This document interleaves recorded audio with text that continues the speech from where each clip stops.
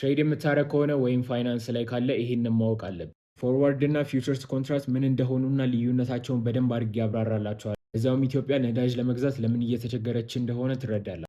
ከሲሚላሪቲያቸው ስንጀምር ሁለቱም ኮንትራት ናቸው። ይሄ ማለት በገዢና በሻጭ መካከል የሚደረግ ውል ወይም ደግሞ ስምምነት ማለት ነው። ተጨማሪም ሁለቱም ወደፊት የሆነ ቀን ላይ ለሚደረግ ግብይት ዛሬ ላይ ዋጋውንና ቀኑን ስምምነት ማድረግ ማለት ነው። ለምሳሌ ከአንድ ገበሬ ጋር የዛሬ ወር አንድ ኩንታል ጤፍ በ10 ሺህ ብር ልገዙ ስምምነት ላይ ከደረሳችሁ ፊውቸርስ ወይም ደግሞ ፎርዋርድ ኮንትራት ገባችሁ ማለት ነው። ወሩ ደርሶ የግብይቱ ጊዜ ሲመጣ ያ ገበሬ ለእናንተ በ10 ሺህ ብር አንድ ኩንታል ጤፍ የማቅረብ ግዴታ አለበት። እዚያን ጊዜ እንግዲህ ዋጋ ጨምሮ 11 ሺህ ብር ገብቶ ከሆነ 1 ሺህ ብር ከስሮ የመሸጥ ግዴታ አለበት። ምናልባት ዋጋውም ቀንሶ 9 ሺህ ብር ገብቶ ከሆነ እናንተ እስቲ 10 ሺህ ብር መክፈል ግዴታ አለባችሁ። ፊውቸርስ እና ፎርዋርድን የሚያመሳስላቸው እንግዲህ ይሄ ነው። አሁን ልዩነታቸውን ለማውራት በጣም ይቀለናል ማለት ነው። መጀመሪያው ልዩነታቸው እንግዲህ ፎርዋርድ ኮንትራት ኦቨር ደ ካውንተር የሆነው ማርኬት ሲሆን ፊውቸርስ ደግሞ ኤክስቼንጅ ላይ የሚደረግ ማለት እዚህ ጋር አክቹዋል አሴቱን ሲሆን የምትገበያዩት ወርቅ ከሆነ ወርቅ፣ ነዳጅ ከሆነ ነዳጅ ሲሆን እዚህ ጋር ደግሞ ጀስት ኢንዴክሶቹን ብቻ ነው ትሬድ እንደሚያደርግ ሰው ማለት ነው።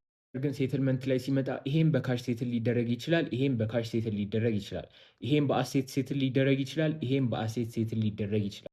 በአብዛኛውና ጀነራል የሚታወቀው ፎርዋርድ ኮንትራት በአሴት ነው ሴትል የሚደረገው። ፊውቸርስ ኮንትራት ደግሞ በካሽ ነው ሴትል የሚደረገው።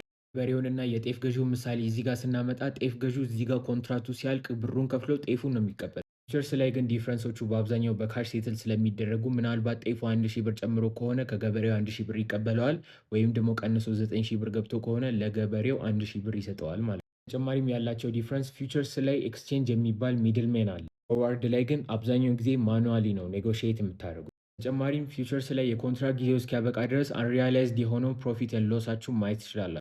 ፎርዋርድ ላይ ግን ኮንትራክቱ ማቹር እስኪያደርግ ድረስ ወይም ደግሞ እስኪያበቃ ድረስ ሴትል ማድረግ የማትችሉም፣ ፕሮፊት ኤንድ ሎሳችሁን ማየት አትችሉም አንሪያላይዝድ ቢሆን። ኢትዮጵያ እንግዲህ ነዳጅ ለመግዛት እየተቸገረች ያለችው በዚህ ምክንያት ነው። ከኩዌት ነዳጅ አቅራቢዎች ጋር ፊውቸርስ እና ፎርዋርድ ኮንትራት ስለነበረ በዛ በተረጋጋ ዋጋ ነበር ነዳጅ የምገዛው። አሁን ግን ባለው ችግር ምክንያት በየጊዜው ከሚዋዥቀው የስፖርት ማርኬት ላይ ነው እየገዛች ያለችው ማለት ነው ነዳጅ።